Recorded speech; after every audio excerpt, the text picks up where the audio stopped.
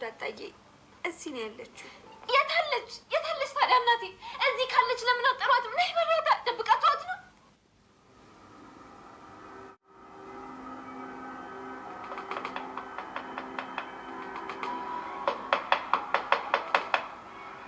ሰላምዬ ጋሽ እትዬ ነች። በዚህ ግባ ማንም የለም።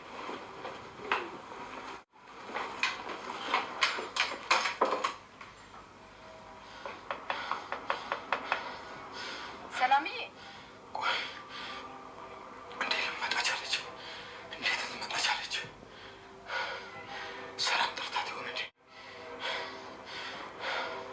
ሰላም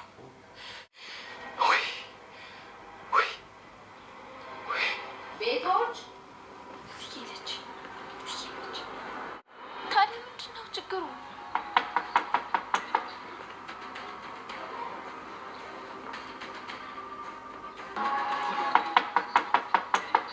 ቤቶች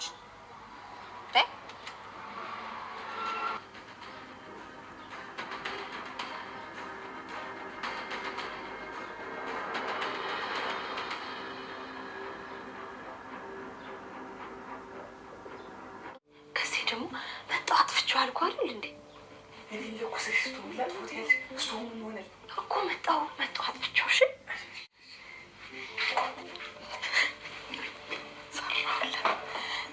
ገዜ መጣሁ። እሺ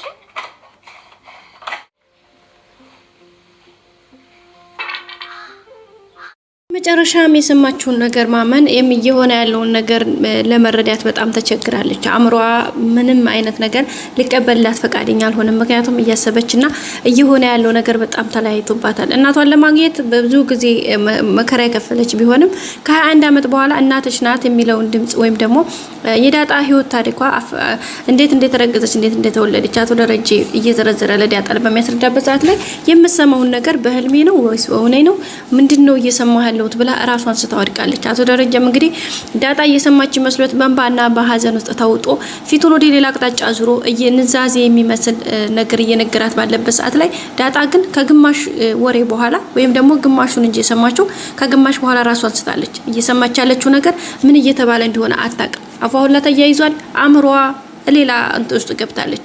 እየሰማች ያለችውን ነገር ለመቆጣጠር እውነት ነው ብላ ለመቀበል ወደ አእምሮዋ ለማምጣትና ራሷ ምን እያላት እንደሆነ አቶ ደረጀ ያለውን ነገር ለመረዳት ለመስማት ታቅሟ በላይ ከቁጥጥሯ ውጭ ቢሆንባትም ግን እያንዳንዱ ነገሮች በተረጋጋ መልኩ ለማዳመጥ ብዙ ነገር ሞክራለች። ግን አእምሮዋ አልቻለላትም። ምክንያቱም አልቻለችውም። እንግዲህ አቶ ደረጀም ይሄንን ነገር ለመናገር አእምሮዋ በላይ እንደሚሆንባትና ይሄን ነገር መሸከም እንደማትችል ቀድሞ ያውቁ ስለነበረ እያንዳንዱ ነገር በቀስታና በቀስታ ለማስረዳት ነገሮቹ እንዲገባት ለማድረግ ብዙ ጥረቶችን አድርጓል።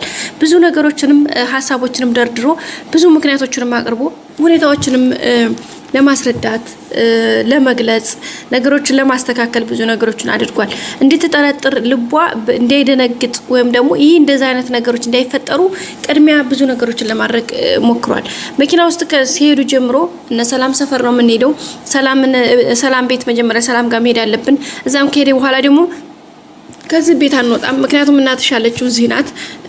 በቃ ብዙ አይነት ነገሮችን ነግሯታል። እንዴ እናቴ ስላሳ አንቺ ነሽ እንዴ ብላ ወይ ደግሞ እንዴ ሰላም ናት እንዴ እናቴ ወይስ ምንድነው እየሆነ ያለው ነገር ብላ ጥርጣሬ ያድርባት። ግን ዳጣ ቀድማ ይሄን ነገር ጥርጣሬዋ ስለነበረ በአንድም በሌላ መልኩ ስለሞከረች ማለት ሰላምን ብዙ ጊዜ ደጋግማ ጠይቃታለች። ሰላም ግን ኖ በፍጹም እንዳልሆነችና ምንም የምታውቀው ነገር እንደሌላ ነው የምትመልስለት። እንዲሁም ደግሞ በዙሪያው ያሉ ሰዎችን ናታንም ስትጠይቀው አረ በፍጹም እንደዛ አይነት ሐሳብ አታስቢ የሚል ነገር ተደጋጋሚ ይደርሳታል። ከዛም አልፎ በሚገርምና በሚደንቅ ሁኔታ አብጌል ደረጀ ነግራት ነበር ለዳጣ። ምንድነው ያለቻት? ዝም እየስጠረጥር ስለ ሰላም ትሆን እንደ እናቴ ምናምን ብላ ባለች ሰዓት ላይ አይ ሰላም እናትሽ አይደለችም፣ ምክንያቱም እኔ ያንቺንና የሰላምን የዲኤንኤ ውጤት ቼክ አድርገን ስለነበረ እናትሽ ሰላም በፍጹም እናትሽ አይደለችም ብላ ነግራታለች። ግን በዚህ ላይ አስመርኩዞ ናታን ዳጣና አባዬንም እንዲያስመረምርሻቸው በዛው መናገርሽን አትርሽ ብሎ እንግዲህ ጠቆም አድርጓታል። ያው ግን አብጌል ነግራታለ። ዳጣ ብዙም ይሄን ነገር አልተረዳችውም። ስለዚህ እሷ ዋና ፖይንቷ ያነሳችው ወይም ዳጣ ይዛ የወጣችው ምንድነው እናቷ ሰላም እንዳልሆነች ዲኤንኤ ውጤታቸው ፌል ማለት ትክክል እንዳልሆነ ነው አቢጌል የነገረቻትና ዳጣ ይሄ ነገር መካከል የሆነ ስህተት ተፈጥሮ ሊሆን ይችላል ብላ ምንም ጥርጣሬ አላደረባትም። ስለዚህ በዛ አማካኝነት ሰላምን የመጠርጠሯ በቃ 90% ዳጣ በፍጹም ሰላም እናቴ ትሆናለች የሚል ነገር ምንም የላትም። ሶ በዚህ መካከል እንግዲህ ንገረኝ ትነግረኝ እንደሆነ እናቴን እሺ ካለች ጥሯት፣ ልያት፣ የት ናት ሰላም ልበላት፣ ልቀፋት። ለ21 ዓመት ልጆች እናታቸውን ይዘው እናቴ ብለው ሲያለቅሱ ሳይ የተመኘኋትን እናቴ ብለው ሲሄዱ ያዩኋትን አሁን እናቴ ብዬ ላቅፋት ነው፣ ሲከፋኝ እናቴ ብዬ ላለቅስባት ነው። ስለዚህ በቃ እናቴን የት ናት እያለች በምትል ሰዓት ላይ ሰላም ከአቅሟ በላይ ስለሆነባት በጣም እያለቀሰች ነበረ። በዚህ መካከልም እንግዲህ እኔ ጋር አልቻልኩም ስትለው እንዴ ሰላም ረፊ ብሎ እንግዲህ ሲቆጣት ባይኑ ሲገለመጣት ሰላም ዝም ለማለት ተገዳያለ። ቤተሰቦቻችን በዚህ መካከል እንግዲህ ነገሮች እያሉ ሳለ ወይዘሮ ማርታ መጣች። ማርታም እንግዲህ አጋጣሚ ስትመጣ የሆነ ነገር በጣም ከባድ ነበር። እውነት ለመናገር በጣም ነበር የደነገጥ ነው። ምክንያቱም ደረጀ ዳጣና ሰላም እዛ ባሉበት ሁኔታ ውስጥ ማርታ ስትመጣ ከአእምሮ በላይ ነበር ነገር የሆነ ምክንያት በጣም ያስደነግጥ ነበረ። በጣም ይደብር ነበረ። ምክንያቱም የማርታ አመጣጧ ድንገት ስለነበር ለሰላም ሰዓት ደውል ስለነበር የመጣችው ሁኔታው በጣም ነበር ያስደነገጣቸው። እንግዲህ ደረጀም ወደ ኩሽና ገብቶ ተጠልሎ ያው ለማምለጥ ተገዷል። በዚህ መካከል እንግዲህ ዳጣ የሆነ መፍትሄ አምጭናት መቼም ሁሌም እኔና ሰላምዬ እኮ ከቤት ልንወጣ ባቢን ክትባት ይዘን ልንሄድ ስንል መጣሽ አንቺ መጣሽ ምናምን ብላ ነበር እንግዲህ ማርታን ያለቻት። ማርቲም እንግዲህ እንዴ በቃ እንደዛ ከሆነማ በቃ ተነሱና እንሄድና በዛው ነው ምሳ ምናምን ልጋብዛችሁ በማለት ነበር ያለችው። በዛ ግን ተያይዘው ወጥተዋል። ደረጀም እንግዲህ ከጉድ ወጥቷል ዛሬ። ይሄ ደግሞ በጣም ደስ የሚልና በጣም ደስ የሚል ነገር ነው። በዛም ሁኔታ እንግዲህ ያለውን ነገር ለማስተካከል ብዙ ጣውረዶችን አድርገዋል። ብዙ ነገሮችን ለማስተካከል ሞክሯል። ደረጀ ግን በመጨረሻ እንግዲህ ዳጣን ከስራ ቦታው ይዞ ሄዶ ከስራ ቦታው ነው የነገራት። እዛ እንግዲህ ፌንት በልታለች። ግዴታ እዚህ ጋር አንስቶ ወደ ሕክምና ወይም ደግሞ እሷን ያው የመጀመሪያ የሕክምና እርዳታ አድርጎ ልጁን ወደ ራሷ እንድትመለስ የማድረግ በጣም ከባድ ኃላፊነት አለበት። ማነው ደረጀ በጣም ነበር የደነገጠው። በተለይ ማርታ ስመጣ እሱም ሲደነግጥ እኛም ሁላችንም ደንግጠናል። አሁን ደግሞ ዳጣ ፌንት በልታበታለች። እዚህ ጋር ራሷን ስተወድቃለች። ስለዚህ እሷን ወደ ሕክምናም ወደ ዛም ብሎ ነገርዮሹን ሌላ ሰው ጋር ሳይደርስ አሁን ዳጣ እዚህ ጋር ፌንት እንደበላች እና ማርታ ወይም ደግሞ የሆነ ሰንበዲ ቢመጣ ነገርዮሽ በጣም ከባድ ነው የሚሆነው ማለት ነው። እንግዲህ ገና መጀመሪያ ከሰላም ጋር ተኝቻለሁ ሲላት በጣም ነው የደነገጠችው። ማለት አባዬ እየቀለድክብኝ ነው አይደለ?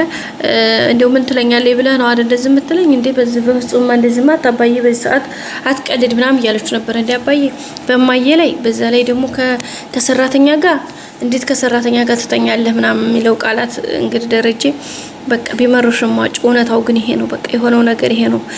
እሱም የተኛው ደግሞ ከዛሬ 21 ዓመታት በፊት ምናምን ከዛ በኋላ የአንድ ቀን እንደዛ ሆነ። በዛ ሰውነቴ በላብ ተጠመቀ፣ በእንባ ታጠብኩኝ። ከዛም በቃ ጀስት ሂስትሪውን ታሪኩን እያወራት ነበረ። ግን ዳጣ ከግማሽ በኋላ ራሷን ስታ በቃ ነገርዮሹ ከአሟ ውጭ ከቁጥጥሯ ውጭ ከምታስበው ነገር ውጭ ስለሆነባት በጣም ነው ሌላ ስርፋ የገባቸው። በመጨረሻ ነው እንግዲህ ተናግሮ ሲጨርስ ወርቦ ሲያት ዳጣ በጣም ከባድ ነገር ውስጥ ነው ያለችው። አኮረፋት ሁሉ ደፍቃለች። ቤተሰቦቻችን ኮረፋት ሁሉ ደፍጣለች። እንግዲህ ባፏ በጣም ያልሆነ ሁኔታ ውስጥ ነው የሆነችው። በጣም ከባድ ነው በርግጥ ስሜቱ። ግን ያው በዚህ መልኩ ባይሆን ደስ ይል ነበር። ኤኒዌይስ ዋናው ትልቁ ታርጌት እንግዲህ ዳጣ እናቷን ማግኘቷ ነው። እንግዲህ በቅርብ ደግሞ ተቃቅፈው እንደምናያቸው ተስፋ እናደርጋለን። ግን ወደ ራሷ ለመመለስ ነገርዮሾችን እንደገና እንትን ለማለት በጣም ከባድ ህመም ነው። ለምን መሰላችሁ? ጭንቀቱ አሁንም አለቀቃትም። አሁን ሰላም እናቷ መሆኗን ስታቅ በጣም ከባድ ነው። አንደኛች ሰው ሴትዮ ሰራተኛ ናት። በዛ ጋዚ ስለ ማርታ በደንብ ታውቃለች። ስለዚህ እሱ ነገር በጣም ነው ለሷ እንግዲህ አእምሯ ውስጥ እንትን ያለባት ማለት ነው። ቤተሰቦቻችን ኢኒዌይስ ያው ያለውን ነገር እንግዲህ ከእውነታው የትም ስለማይራቅ ያለውን ነገር ለማስተካከል ደረጀም የሞከረ ነው። እሷም ደግሞ እንግዲህ እውነታውን ተቀብላ የሚሆነውን ነገር ማድረግ ነው ማለት ነው። ውድ ቤተሰቦቻችን ኢኒዌይስ በጣም ደስ ይል ነበረ። በቀጣይ አዲስ ቪዲዮ እስከምንገናኝ ሼር፣ ላይክ፣ ሰብስክራይብ ማድረጋችሁን አትርሱ። በያላችሁበት መልካሙን ሁሉ ተመኘውላችሁ ቤተሰቦቼ። ሁሌም ወዳችሁ ፈቅዳችሁ ስለምትከታተሉኝ በጣም አመሰግናችኋለሁ። እወዳችኋለሁ። ባይ